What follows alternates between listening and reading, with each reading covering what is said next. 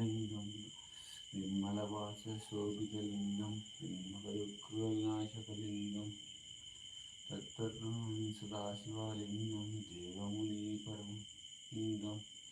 लिङ्गकर्णालिङ्गं करुणाकरलिङ्गं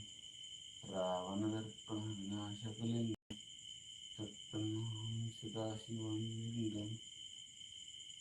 सर्वसुगन्धसुलेपितलिङ्गं बुद्धिवर्धनकारणलिङ्गं